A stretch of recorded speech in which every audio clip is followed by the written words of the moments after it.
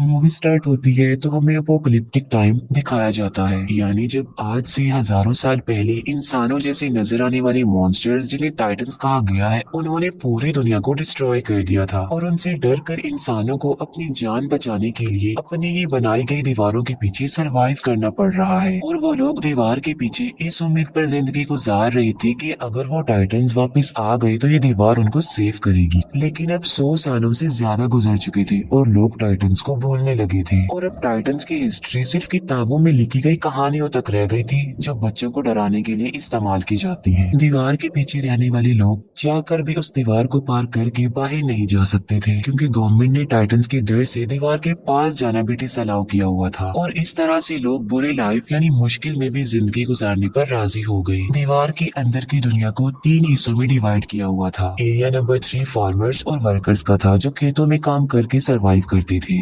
Area number 2 industrial था, जहाँ पर फैक्ट्रीज लगाई गई थी। और एरिया 1 प्राइमरी था, जहाँ पर अमीर लोग पूरे सिटी को कंट्रोल कर रहे थे और किसी को भी एक एरिया छोड़कर दूसरे एरिया में जाने की इजाजत नहीं थी। एरिया नंबर 3 में रहने वाला एक लड़का जिसका नाम एरिन था, वो काफी टैलेंटेड था और वो टाइटन से डर कर 4 दीवारी में प्रिजनर्स की तरह जिंदगी नहीं गुजार सकता था, क्योंकि उसमें हमेशा कुछ बड़ा करने की लगन होती है और उसकी डिजायर थी कि वो बाहर की दुनिया को एक्सप्लोर करे। और अपनी इस ख्वाहिश को वो अपने फ्रेंड्स के साथ भी शेयर करता है, क्योंकि वो टाइटंस पर बिलीव नहीं करता था। वो यही सोचता था कि टाइटन एग्जिस्ट नहीं करते और उसे लगता था कि लोग टाइटन से डरते हैं, इसीलिए यहाँ पर छुपे हुए हैं। इसके साथ साथ एरिन का जो मेल फ्रेंड होता है वो भी काफी टैलेंटेड होता है और किसी भी आम इंसान को कोई एक्सपेरिमेंट्स करने की इजाजत नहीं थी, क्योंकि गवर्नमेंट का मानना ये था कि अगर इंसान अपनी सक्सेस के लिए कुछ करेगा तो वो वेल्थ करेगा। वहीं पर एक लड़की जिसका नाम मिकासा होता है, एरिन और वो दोनों एक दूसरे को काफी लाइक करती थी और वो एरिन के साथ एक हैप्पी लाइफ गुजारना चाहती थी। एरिन का फ्रेंड उससे मिलने जाता है और तभी वो एक अननोन पर्सन से टकरा जाता है, लेकिन वो उस पर ज्यादा ध्यान नहीं देता और उसे इग्नोर करता है। एरिन खुद को उस जगह पर पाकर काफी लकी फील करता था, क्योंकि वो दूसरी साइड वाले लोगों की दुनिया को देख सकता था। वो जगह एरिन की इसलिए भी फेवरेट थी क्योंकि वहाँ पर बॉम्ब मशीन पड़ी हुई थी और डर की वजह से कोई भी वहाँ पर नहीं आता था। और एरिन इस बार इरादा कर लेता है कि वो दूसरी साइड वाली जगह पर जाएगा, चाहे कुछ भी हो जाए। और वो अपने फ्रेंड्स को भी इस बात पर एग्री कर लेता है। उस दीवार के पास आर्मी का पहरा था और वो फर्स्ट टाइम सोल्जर्स की नजरों से बचते हुए उस दीवार के काफी करीब आ जाते हैं। लेकिन इससे पहले कि वो आगे बढ़ते, वो पकड़े जाते हैं। उन सोल्जर्स का लीडर उन लोगों को बचा लेता है, क्योंकि वो लीडर एरिन को काफी लाइक करता था और उन्हें पता था कि एरिन काफी इंटेलिजेंट है और वो एरिन के इस पैशन को अंडरस्टैंड भी करते थे। अभी वो लोग ये बातें डिस्कस कर ही रहे होते हैं कि जमीन कांप उठती है और जब वो दीवार के ऊपर देखते हैं तो उन्हें यकीन नहीं आ रहा होता जो वो देख रहे होते हैं, क्योंकि पहली बार इतने खौफनाक डर से उनका सामना जो हो रहा था और वो एक मॉन्स्टर टाइटन था, जो कि टाइटन से कई ज्यादा पावरफुल और बड़ा था। और ऐसे मॉन्स्टर्स को जायंट्स कहते हैं और वो उस दीवार से भी काफी बड़ा होता है और आग का बना होता है। और उस वक्त वो आग निकाल रहा था और अपने इतने बड़े बड़े पाँव का इस्तेमाल करके वो दीवार को तोड़ने लगता है। वो लोग काफी डरे हुए और काफी हैरान होते हैं। आग के अटैक से काफी बुरा हाल हो चुका था। लीडर एक सोल्जर को ऑर्डर देता है कि वो बॉम्बिंग करना शुरू कर दे, लेकिन वो सोल्जर उसे ये कहकर रोक देता है कि गवर्नमेंट ने हमें इन एक्सप्लोजिव का यूज करने से मना किया है। और वो जायंट काफी बड़ा होल करके हवा की तरह गायब हो जाता है और वहाँ पर तूफान आने से पहले जैसे खामोशी छा जाती है और देखते ही देखते वो टाइटंस मॉन्स्टर्स दीवार के उस होल से बाहर आने लगते हैं। दिखने में तो वो बिल्कुल इंसानों जैसे लग रहे थे, लेकिन इंसानों की निस्बत वो काफी लंबी चौड़ी थी और इंसानों को देखकर उनके फेस पर इविल स्माइल होती है कि जैसे वो इंसानों को अपना खाना समझ रहे हों। वो लीडर टाइटंस पर बॉम्बिंग करने में कामयाब हो जाते हैं, लेकिन उन्हें ये नहीं पता था कि ये टाइटंस इटर्नल हैं, यानी ये एक ऐसे मॉन्स्टर्स हैं जिन्हें कभी नहीं मारा जा सकता। और टाइटंस की बॉडी की जख्मी पार्ट्स खुद ब खुद रिस्टोर होने लगते हैं। अब क्योंकि टाइटंस तादाद में काफी ज्यादा थे तो वो लोगों को चारों तरफ से घेर लेते हैं और इंसान उसके आगे काफी छोटा दिख रहा था। और वो इंसानों को ऐसे समझ रहे थे कि जैसे इंसान पाँव में आने वाले कीड़े मकोड़े चूंटियां हैं जिन्हें मसल दिया जाए, खेलने वाले खिलौने हैं और यही नहीं बल्कि इंसान उनके लिए किसी बारबेक्यू से कम नहीं थे, क्योंकि वो उन्हें ऐसे ही पकड़ पकड़ कर खा रहे थे। सोल्जर्स इतने ज्यादा डर जाते हैं कि वो टाइटंस का खाना बनने से ज्यादा सुसाइड को प्रेफर करते हैं और अपने आप को मार डालते हैं। टाइटंस ने पूरे सिटी में तबाही मचा दी थी। लोग या तो टाइटंस का शिकार होकर या लोगों की अफरा तफरी में कुचलकर मरने लगते हैं और उन लोगों को अपनी जान बचाने के लिए सिर्फ एक ही जगह मिलती है, जो कि सिटी का बहुत बड़ा हॉल था। लोग सिर्फ खुद को सेव करने के लिए दूसरों की जान की परवाह किए बगैर जबरदस्ती अंदर घुसने लगते हैं और एरिन और मिकासा भी खुद को सेव करने के लिए ऐसा ही करते हैं। मिकासा एक छोटे बच्चे को उसकी माँ के साथ देखती है तो उसे उन लोगों पर तरस आता है और वो उस बच्चे को सेव करने की वजह से बाहर ही रह जाती है और एरिन लोगों की भीड़ में घसीटते हुए हॉल के अंदर चला जाता है और हॉल का दरवाजा बंद कर दिया जाता है। एरिन उस हॉल के डोर को खोलने की कोशिश करता है, लेकिन लोग उसे ऐसा करने से मना कर देते हैं। मिकासा ने उस छोटे बच्चे को पकड़ा होता है और एक टाइटन मिकासा की तरफ ही आ रहा होता है। एरिन जो कि मजबूर होता है और कुछ भी नहीं कर पाता और टाइटन मिकासा और उस बच्चे दोनों को निगल जाता है और अचानक से वहाँ पर खामोशी छा जाती है। एरिन किसी तरह जबरदस्ती करके उस हॉल से बाहर आ जाता है और वो देखता है कि जिस हॉल में सर्वाइवर्स छुपे हुए हैं, टाइटन्स उस हॉल के चारों तरफ से घिरे हुए खड़े हुए हैं और टाइटन्स उस हॉल की छत को तोड़कर लोगों को खाने लगते हैं और तेजी से लोगों का खून बहने लगता है जैसे खून की नदी बह गई हो। हालात से तंग एरिन सिटी की तरफ आगे बढ़ जाता है। इसके बाद हम 2 साल बाद के टाइम को देखते हैं, जहाँ हमें एरिया 2 यानी इंडस्ट्रियल एरिया दिखाया जाता है। ये लोग सेफ थे क्योंकि मजबूत दीवार की वजह से जायंट के हमले से बच गए और जो लोग पिछले हमले के सर्वाइवर्स थे वो भी यहाँ आकर बस गए, क्योंकि एरिया 3 यानी लेबर्स एरिया में अभी भी टाइटन्स थे। अब क्योंकि उस एरिया में आने से लोगों की आबादी बढ़ गई थी तो खाने पीने की किल्लत पड़ जाती है, लोग भूख की वजह से मरने लगते हैं। अब एरिया 3 के बाकी सर्वाइवर्स के पास बचने का सिर्फ एक ही रास्ता था और वो था अपने एरिया को टाइटन से बचाने का, यानी टाइटन्स का मुकाबला करके वो अपने एरिया को बचा सकते हैं। टाइटन से लड़ने के लिए सोल्जर्स की एक टीम तैयार की जाती है जिनको 2 साल की सख्त ट्रेनिंग दी जाती है। अब इसमें एरिन और उसका फ्रेंड भी पार्टिसिपेट करते हैं क्योंकि मिकासा की मौत का बदला लेना चाहते थे वो लोग। एरिन को मिकासा की डेथ पर गिल्ट था कि उसने मिकासा को नहीं बचाया। उन लोगों को एक कमांडर लीड कर रहा था जिसका नाम कुबाल था। कमांडर कुबाल प्लान बनाता है कि वो अपने मिशन के लिए रात के अंधेरे में निकलेंगे। उनका मिशन ये था कि वो एरिया 3 के बड़े होल जहाँ से वो टाइटन्स आए थे उसे ब्लास्ट की मदद से बंद करने का। प्लान के अकॉर्डिंग वो हॉल के ऊपर वाले पार्ट पर ब्लास्ट करेंगे, जिससे होगा ये कि वो टूटा हुआ मलबा नीचे गिरेगा और उससे वो हॉल बंद हो जाएगा। और क्योंकि वो दीवार काफी मजबूत है तो ब्लास्ट के बावजूद भी टाइटन्स वहाँ से नहीं आ पाएंगे और अगर वो इस मिशन में सक्सेसफुल हो गए तो वो उन टाइटन्स को मार सकते हैं। और उन लोगों की आखिरी उम्मीद यही एक्सप्लोजिव था, यानी इस मिशन में या तो वो मार डालेंगे या मारे जाएंगे। वेपन्स हेड सब सोल्जर्स को अपने बनाए गए खास न्यू वेपन के बारे में बताती है जिसकी मदद से वो हवा में उड़ सकते हैं, क्योंकि उन्हें पता चल चुका था कि टाइटन्स की नेक पर अटैक करके उन्हें मारा जा सकता है और वो टाइटन्स दोबारा जिंदा भी नहीं होंगे। प्लान के मुताबिक वो रात के अंधेरे में अपने मिशन के लिए निकल जाते हैं, लेकिन अपने टारगेट तक पहुंचने से पहले ही उन्हें रास्ते में कुछ अजीब फील होता है और वो लोग चेक करने के लिए जाते हैं कि आखिर क्या गड़बड़ है। वो समझते हैं कि वो सिर्फ काउस की आवाज है और जब उन्हें रियलाइज होता है कि सब ओके है तो वो चल पड़ते हैं। फिर एक लेडी को किसी छोटे बच्चे के रोने की आवाज सुनाई देती है और वो सोचती है कि बच्चा मुसीबत में है और उसे हेल्प की जरूरत है और वो उसकी हेल्प करने के लिए आगे चेक करने के लिए जाती है। एरिन भी उसके पीछे पीछे जाता है और जब उन्हें बच्चा मिल जाता है तो वो देखते हैं कि ये तो टाइटन का बच्चा है और वो जायंट बच्चा उन्हें पकड़ने की कोशिश करता है और नीचे गिर जाता है और नीचे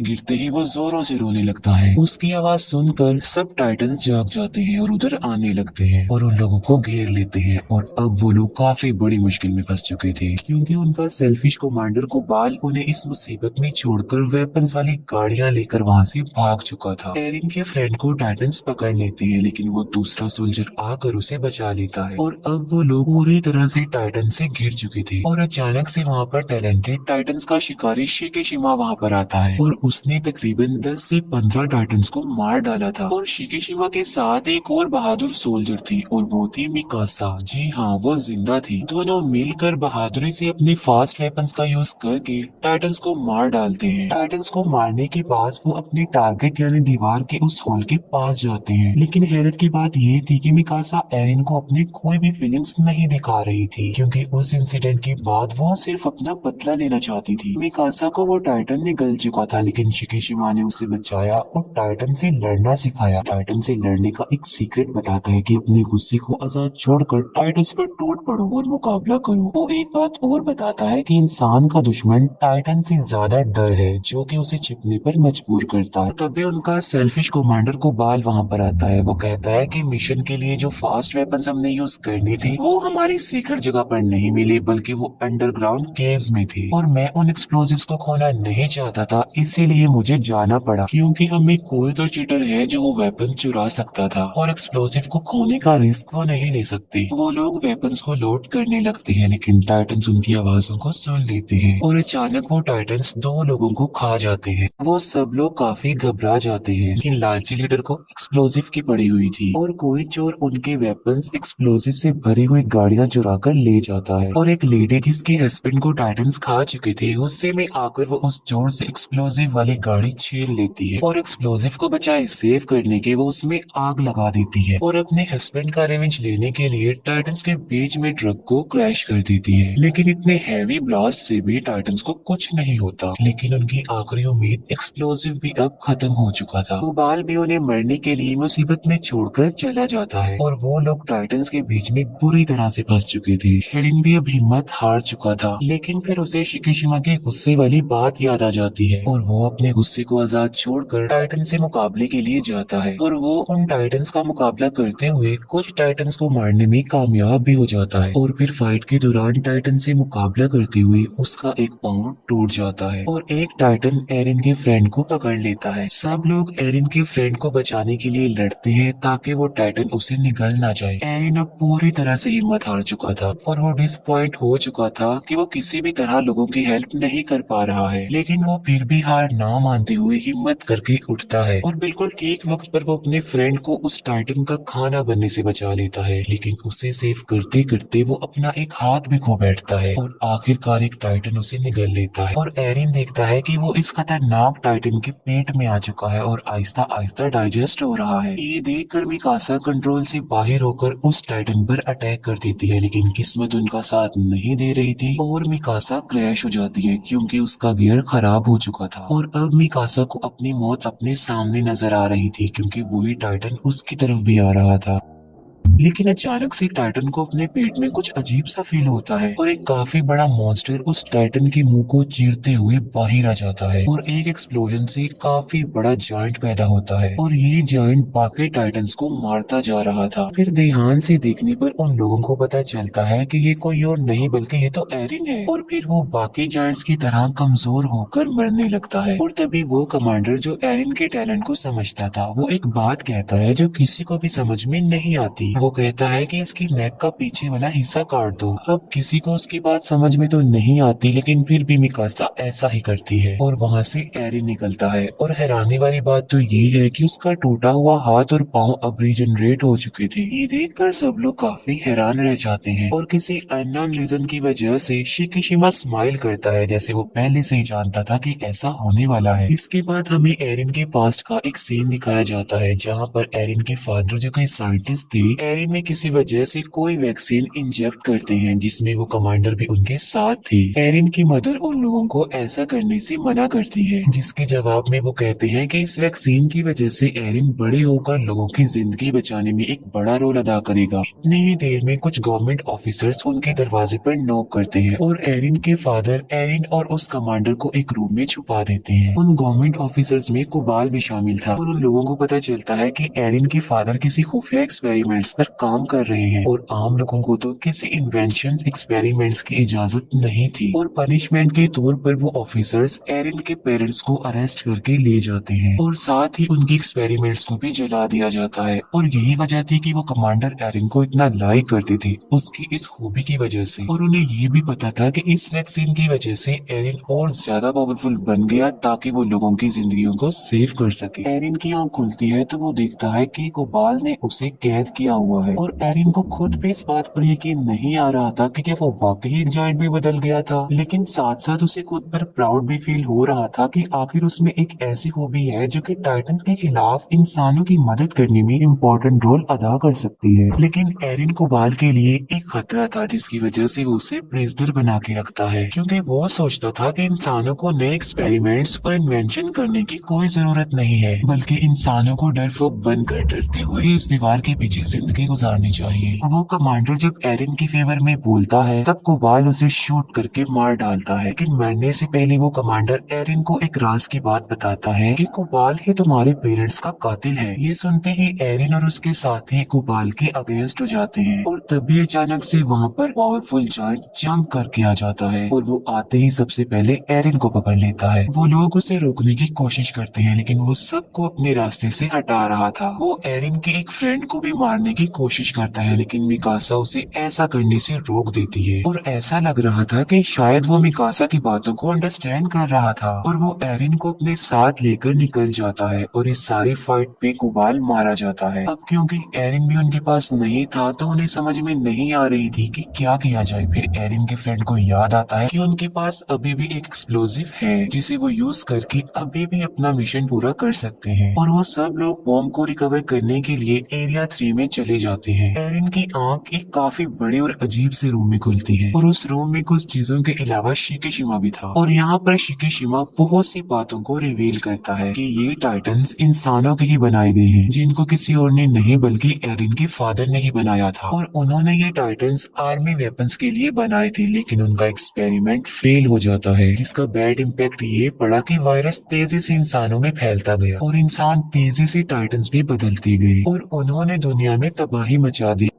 ये सिलसिला ऐसे ही चलता रहेगा, कभी नहीं रुकेगा। और मुसीबत की बात ये है कि ये टाइटन्स बगैर कुछ खाए पिए भी जिंदा रह सकते हैं, यानी ये कभी भी मरने वाले नहीं है। और इन्हें मारने का सोल्यूशन सिर्फ और सिर्फ एरिन के फादर के पास था जो उनके साथ ही मर गया। और अगर गवर्नमेंट उन्हें इन एक्सपेरिमेंट से ना रोकती तो शायद आज टाइटन्स को मारने का कोई तो हल होता। और एरिन के फादर ने अपने बेटे को ही चूज किया जिसके अंदर उस वैक्सीन को इंजेक्ट किया ताकि वो लोगों की हेल्प कर सके और टाइटन्स के अगेंस्ट लड़ सके। और एरिन कभी भी नहीं मर सकता और जब चाहे वो जायंट में बदल सकता है। शिकिशिमा ये भी बताता है कि ये वही है जो गवर्नमेंट के अगेंस्ट है और उसके साथ ही नहीं वेपन्स चुराने की कोशिश की थी। एरिन शिकिशिमा के बातों से इम्प्रेस होकर उसकी हेल्प करने के लिए रेडी हो जाता है। एरिन के पार्टनर्स किसी तरह टाइटन से बचकर बॉम्ब के पास जाते हैं और बॉम्ब को ट्रक पर लोड करने के बाद वो दीवार की तरफ बढ़ते हैं, लेकिन रास्ते में ही शिकिशिमा उन्हें रोक लेता है। उसका प्लान ये था कि वो इस बॉम्ब की मदद से एरिया 2 पर अटैक करके उसे डिस्ट्रॉय कर देगा और दीवार गिर जाने की वजह से लोगों को ना चाहते हुए भी टाइटन से लड़ना पड़ेगा। और जब वो टाइटन्स को मारने में कामयाब हो जाएंगे तो वो लोग बाद में गवर्नमेंट को ही खत्म कर देंगे, क्योंकि गवर्नमेंट की वजह से ही उन्हें इन हालात का सामना करना पड़ रहा है। लेकिन एरिन और उसके फ्रेंड्स उसके इस बात पर इसीलिए एग्री नहीं कर रहे थे क्योंकि इसमें बेकसूर लोग मारे जा सकते थे और इसीलिए एरिन और शिकिशिमा में फाइट हो जाती है। शिकिशिमा जल्दी से खुद को मारकर जायंट में तब्दील कर लेता है और यहाँ पर हमें ये पता चलता है कि शिकिशिमा में भी वो खूबी थी कि वो टाइटन बन सकता था और ये वही जायंट था जो एरिन को किडनैप करके ले गया था। और टाइटन बनने के लिए उन्हें अपनी ही जान लेनी पड़ती है और जब वो एक बार टाइटन बन जाते हैं तो उनकी असली बॉडी नेक के पीछे टाइटन वाले रूप को कंट्रोल करती है। लेकिन इन जायंट्स की लाइफ टाइटन्स की निस्बत काफी कम होती है क्योंकि ये वैक्सीन से बने होते हैं, क्योंकि बाकी टाइटन्स वायरस फैलने से बने थे इसीलिए वो नहीं मरते। एरिन और शिकिशिमा के बीच जोरदार फाइट होती है। शिकिशिमा एरिन पर भारी पड़ जाता है लेकिन बाद में एरिन अपनी फाइटिंग स्किल से शिकिशिमा को हरा देता है और एरिन प्लान के मुताबिक बॉम्ब को दीवार के ऊपर वाले पार्ट में ब्लास्ट करने में कामयाब हो जाता है। और तब वो सब हैरान रह जाते हैं ये जानकर कि कोबाल मरा ही नहीं था और वो कहता है कि एरिन को मेरे हवाले कर दो, क्योंकि वो नहीं चाहता था कि कोई भी इंसानों की हेल्प करे, बल्कि इंसानों को डर कर दीवारों के पीछे ही छुपे रहना चाहिए। और गुस्से में आकर एक फीमेल सोल्जर कोबाल को मार डालती है। और यहाँ ये बात भी रिवील हो जाती है कि मूवी के स्टार्ट में हमने जो टाइटन यानी जो किंग जायंट देखा था वो कोई और नहीं बल्कि वो कोबाल था। कोबाल जायंट में बदल कर उनके मिशन को रोकने की काफी कोशिश करता है। तब शिकिशिमा उनकी हेल्प करने पर एग्री हो जाता है और अपनी जान की परवाह किए बगैर बॉम्ब को किंग टाइटन यानी कोबाल के मुंह में घुसा देता है। और वहाँ पर एक्सप्लोजन की वजह से किंग टाइटन की मौत हो जाती है और एक्सप्लोजन की वजह से बनने वाले मलबे से वो बड़ा सा हॉल भी बंद हो जाता है। वो सब लोग काफी खुश हो जाते हैं क्योंकि वो अपने मिशन को अचीव कर चुकी थी। और एरिन और मिकासा का समंदर और उड़ते हुए बर्ड को देखकर ड्रीम पूरा हो जाता है और उनके ड्रीम के साथ ही मूवी यहीं पर एंड हो जाती है।